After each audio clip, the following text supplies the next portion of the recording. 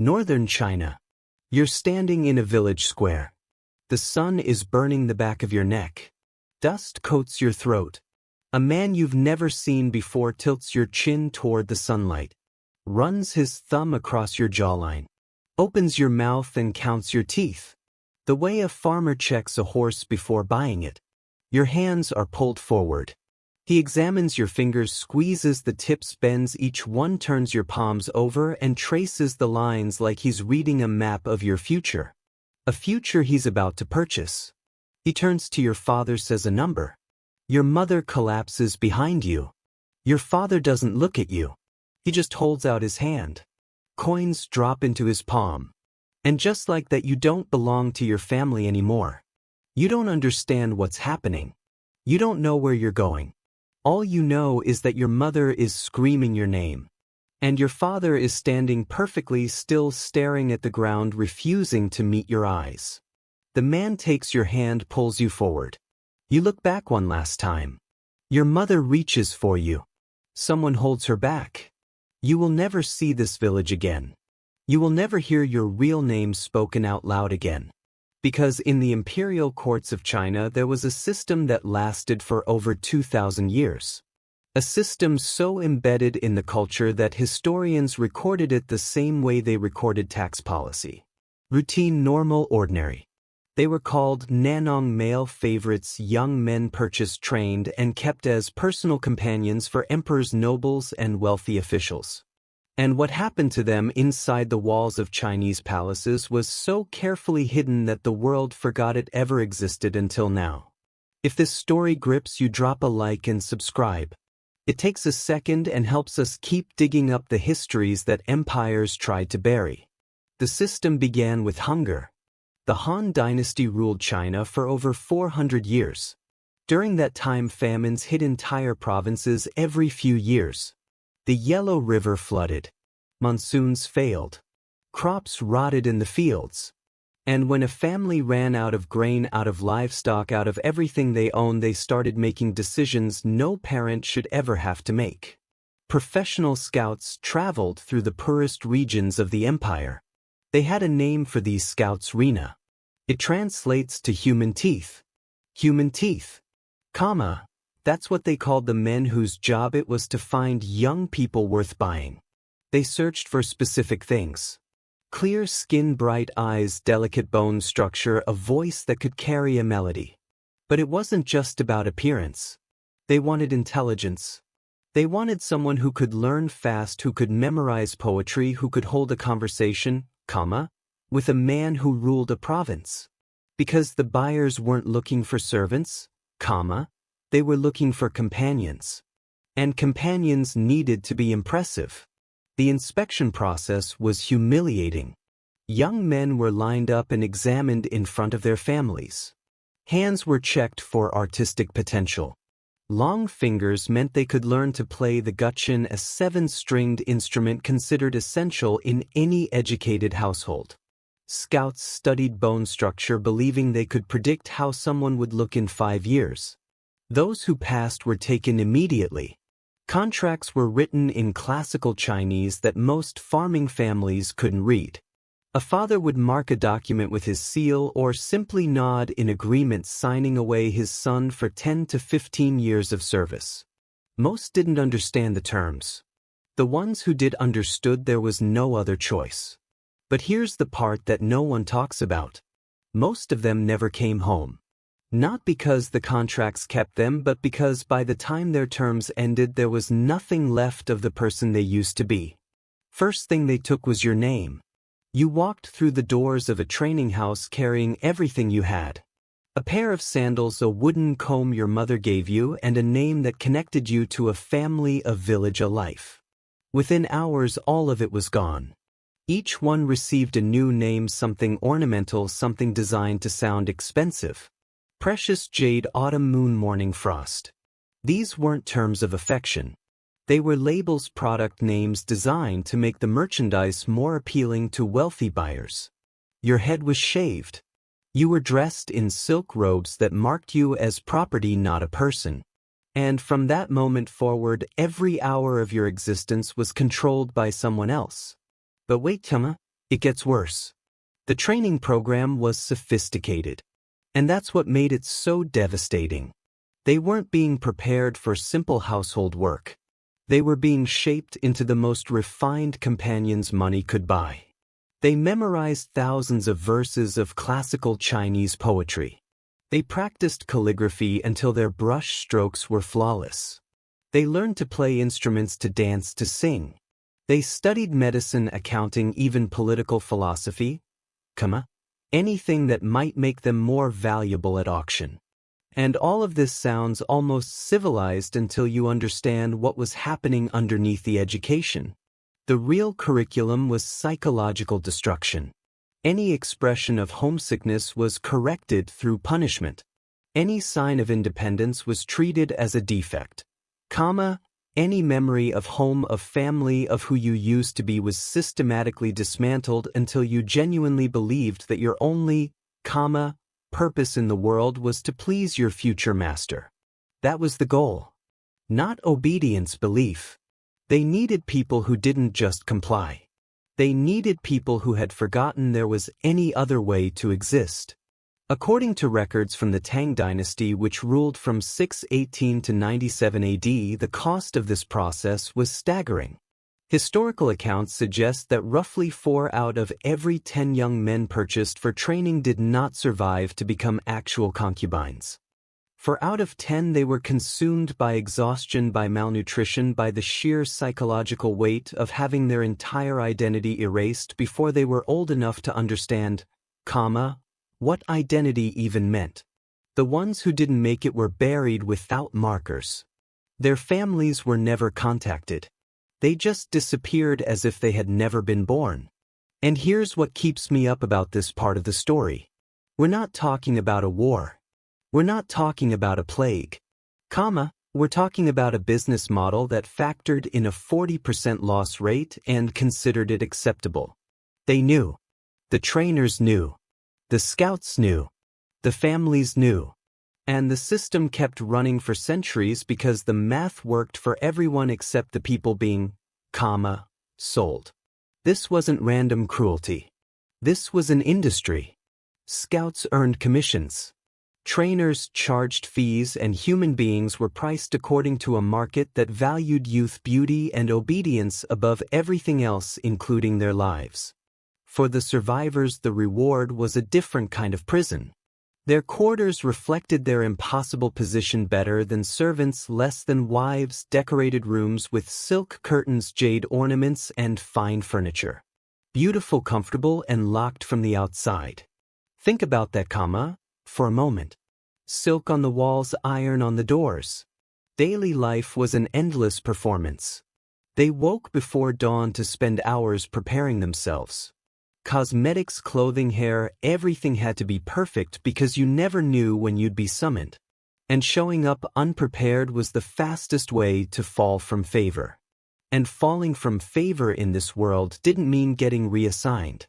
It meant being replaced, discarded, thrown out with nothing but the clothes on your back and no skills, no connections, no family willing to acknowledge you existed. At 20 years old, your useful life was considered over. At 25, you were invisible. Competition between concubines in the same household was vicious. Masters deliberately set them against each other, rewarding the most entertaining, punishing whoever pleased the least. Trust was impossible. Friendship was dangerous.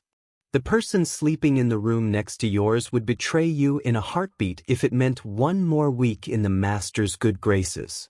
Older concubines who had survived years in the system became ruthless themselves because they had learned the only rule that mattered. Weakness gets you replaced. Food was another weapon. Favorites received delicacies. Those who had fallen out of favor survived on scraps. Your physical appearance was the only thing standing between you and catastrophe. And your master controlled whether you ate well enough to maintain it. And here's what the official histories leave out completely. Many turned to numbing agents to cope. Certain remedies were easily available in wealthy households, and they offered the only escape from the psychological torment of daily life in the system. The dependency made them even more trapped, even more controlled, which of course was the point. The toll was devastating. Though records routinely covered up the circumstances, Ming Dynasty accounts reference multiple cases of young men who simply could not endure any longer. These losses were reported as accidents to protect the household's reputation, because in this system even your final act of defiance was something they could erase. Now everything I've just described happened in private households across China. But inside the imperial palace, this system operated on an entirely different scale. According to historian Brett Hinch, who wrote what academics consider the definitive study on this subject, all 10 emperors during the first 2 centuries of the Han Dynasty had documented male favorites. All 10. This wasn't a scandal. It wasn't a secret. It was recorded in official government histories like routine administrative business. But one story stands above all the others, and it's a story that changed the Chinese language itself. His name was Dong Xian.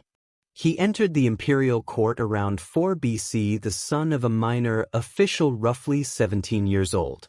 The Book of Han, one of China's most important historical texts, describes him as having a face like white jade and eyes that sparkled. Emperor, I noticed him during a routine court ceremony, and from that moment the emperor's obsession consumed the entire government. The gifts came first.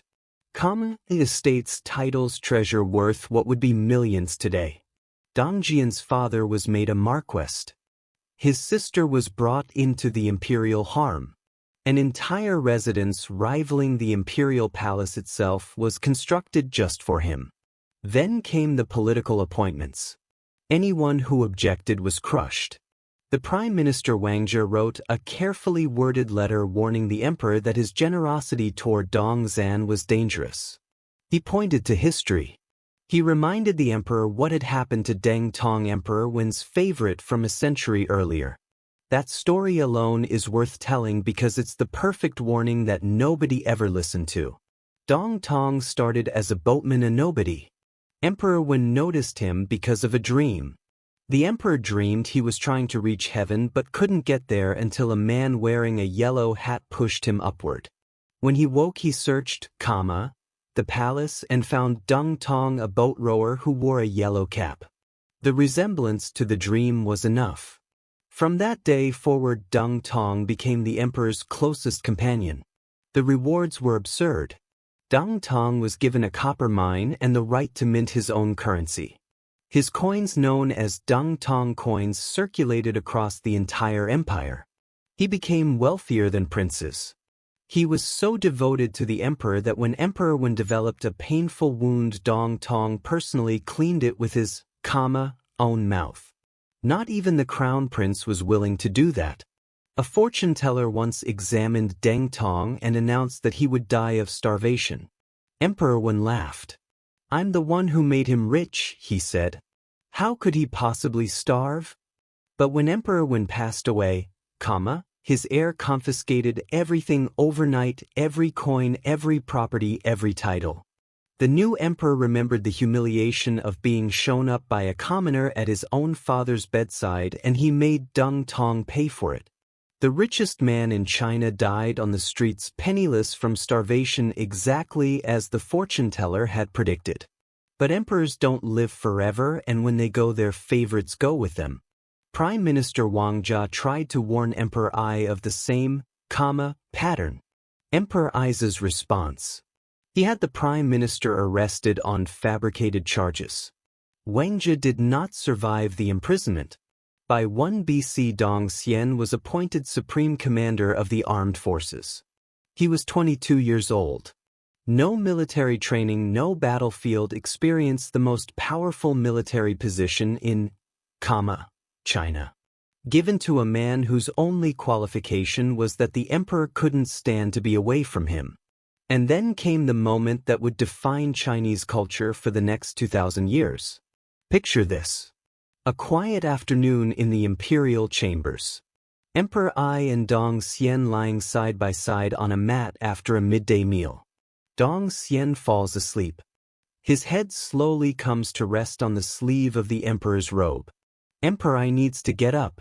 Court business waits for no one, not even emperors. He looks down at Dong Xian sleeping peacefully on his sleeve. He could wake him. Any reasonable person would. Instead, Emperor reaches for a blade and carefully silently cuts off his own imperial sleeve rather than disturb Donggen's, breast. That single act became the most famous love story in Chinese history. The story spread through the court overnight. Officials began cutting their own sleeves, in imitation. The phrase "the passion of the cut sleeve" became the standard Chinese expression for this kind of devotion. It remained in common use for over 2 millennia. It's still recognized today. But here's where the story breaks. And I mean it breaks completely. Emperor I collapsed in August of 1 BC. He was 26. Reports suggest he had been in declining health for months, but the court was unprepared for how fast it happened. On his deathbed with barely enough strength to speak, he gave an order that shocked everyone in the room past the throne to Dong Xian. The Grand Empress Doja moved within hours. She seized the imperial seal, reinstated Wang Mang as regent, and stripped Dong Zan of every title, every rank, every possession he had accumulated over the past 5 years. On the same day he lost everything. Dong Shan and his wife were both found dead before sunset. The most powerful man in China woke up that morning in a palace. By sunset he was gone. Because in this system a favorite's power lasted exactly as long as his emperor's heartbeat. Not 1 second longer. And I think that's the cruelest part of this entire story. Not the poverty that started it. Not the training that broke them. It's the illusion. The system let you believe you had made it. It dressed you in silk, gave you a title, put you next to the most powerful person on earth. And then in the span of a single afternoon it reminded you that none of it was ever yours. You were never powerful. You were never safe. You were decoration. And decorations get replaced. Before we continue, I want to know, what do you think about everything you've heard so far? Drop it in the comments. And if you're not subscribed yet, now is the time. Dong Zhen's fate was not unique. It was the pattern. Dong Tong starved to death after his emperor died. Han Yen, favorite of Emperor Wu, was granted free access to the imperial harem itself. He was executed by the Empress Doja for overstepping his position. This cycle repeated for centuries. Every dynasty, every generation. The favorites rose, the emperors fell, and the men who had been given everything were stripped of everything the moment the throne changed hands. The hypocrisy was staggering. Confucian scholars wrote entire volumes about virtue, duty, and moral governance while purchasing young men from starving families. Buddhist monks preached detachment from worldly desires while hiding favorites in monastery quarters. Government officials passed laws regulating the practice while participating in it themselves. The system didn't just exist alongside Chinese morality. It existed because of Chinese power structures. Favorites were political tools, rewards, weapons, symbols of an emperor's ability to do whatever he pleased without consequence. 500 years after Dong Zhan, the Ming Dynasty Emperor Zheng took this tradition to its most extreme conclusion. He abandoned the Forbidden City entirely. Think about that. The most secure, most powerful building in the world, and he walked out of it because it wasn't entertaining enough. He built a 200-room complex known as the Leopard Quarter, a private palace constructed next to the Imperial Zoo. He filled it with companions, performers, monks, wrestlers, and favorites gathered from across the empire.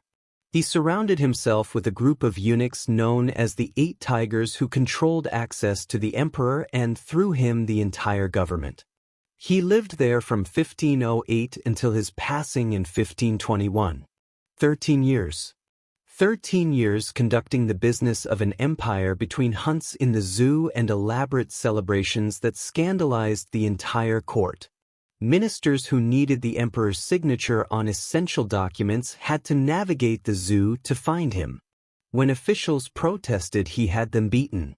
According to the Cambridge History of China, between 12 and 14 of them did not survive the punishment, and the pattern held. When Zhen passed away at 29 after falling from a boat, his successor dismantled the leopard quarter immediately. Every favorite, every companion, every performer recalled, punished, exiled. 70 chests of gold and 2,200 chests of silver were confiscated from a single one of his associates. 2,000 years of the same story. Rise, fall, erasure, repeat. The practice finally declined during the fall of the Qing dynasty.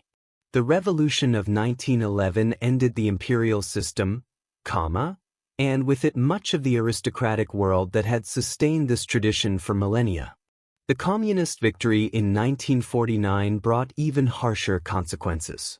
Former concubines were interrogated during, political campaigns. Forced to testify against their former masters. Some were punished as symbols of the old feudal system. Others were sent to labor camps. The revolution that was supposed to liberate the oppressed simply found new ways to use the same people the old system had already destroyed. But what happened to the last generation of male concubines? Mostly silence. They were abandoned by masters who feared the new government. Left without resources, without skills for independent survival, without anyone who would claim to know them. Some vanished into China's vast population, carrying their stories with them into obscurity. Others didn't survive the transition at all. And here's what stays with me about this entire history. We know the names of the emperors. We know the names of the favorites who reached the top. Dong Xian, Dong Tong Hanyan. We even know the name of Dong Xian's wife, who chose to leave this world beside him on the day everything collapsed. But the nameless ones, the ones who were sold from their villages and buried without markers before they ever reached adulthood. The ones who survived training only to be thrown away when their youth faded. The ones who spent their final years begging on streets they didn't recognize. In cities they were brought to against, their will. Carrying names that weren't even theirs. We don't know a single one of their names. 2,000 years of this system. Millions of families who made the same impossible choice. Millions of young men who walked through those doors and never walked back out. And the system was so thorough, so efficient, so carefully designed that it erased even the memory of the people it consumed. That's not just cruelty, that's engineering. This is crown and dagger. We don't clean up history. We show you what actually happened. Subscribe if you believe these stories deserve to be heard. And tell me in the comments, did you know any of this before?